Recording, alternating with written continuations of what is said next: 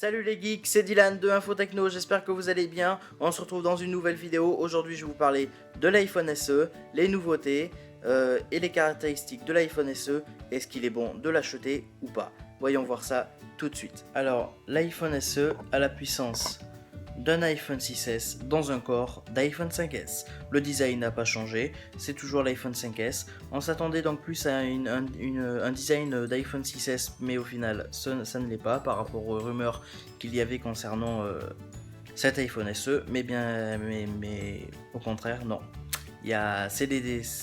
C'est le design donc de l'iPhone 5S. Alors il est doté d'un écran Retina de 4 pouces, donc très belle qualité optimale de l'écran. Ils ont fait du bon boulot Apple. C'est bien. Ensuite, il est composé donc d'un processeur A9 comme l'iPhone 6S et d'un coprocesseur M9 mouvement, ce qui est plutôt pas mal. Les deux processeurs sont plus puissants que l'iPhone 5S, heureusement d'ailleurs, sinon à quoi ça sert de sortir un iPhone SE. Ensuite, il est doté donc d'un appareil photo de 12 mégapixels avec le live photo, donc pour prendre des photos qui s'animent. Il est doté donc d'un panoramique de 63 mégapixels par rapport à 43 mégapixels sur l'iPhone 6. Je sais, je ne fais pas de comparaison sur l'iPhone 6, mais c'est pour vous donner une petite idée. Il est doté, par contre, ça c'est nouveau, il est doté de la 4K. La qualité vidéo 4K très optimale, hein, une énorme qualité vraiment très belle. C'est vraiment chouette. Il est doté donc de l'empreinte digitale, mais il y a un mais. L'empreinte digitale première génération, c'est dommage, sur l'iPhone 6S c'est l'empreinte digitale deuxième génération.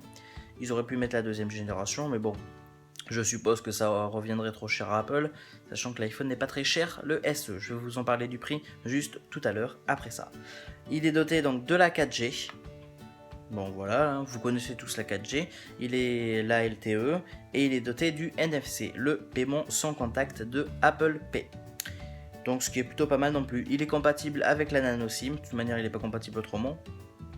Voilà, hein, donc dernière technologie de la nano SIM. Son prix démarre aux États-Unis à 399$. Et attention, asseyez-vous bien, son prix démarre en France à 489€. Pourquoi une telle différence de prix? On ne sait pas exactement, mais ça fait une grosse différence, ce qui est dommage. Mais bon, on va pas trop se plaindre parce que l'iPhone SE c'est entre guillemets le premier iPhone low cost. Donc ce qui est plutôt pas mal. Du coup maintenant je vais vous parler donc est-ce qu'il est bon de l'acheter ou pas. Franchement ça dépend aussi de votre panier. Si vous n'avez pas un énorme panier, prenez un SE parce que franchement il est pas mal non plus, hein, voilà. Si vous aimez le 4 pouces c'est pareil, si vous aimez le plus grand prenez l'iPhone 6S. Moi franchement je me suis habitué à l'iPhone 6. Du coup je sais pas trop comment. Je pense que si j'avais plus l'iPhone 6, je sais pas si je prendrais le SE. Je pense que je prendrais le 6S quand même. Parce que bon, le SE il manque le 3D Touch. Donc c'est déjà ça.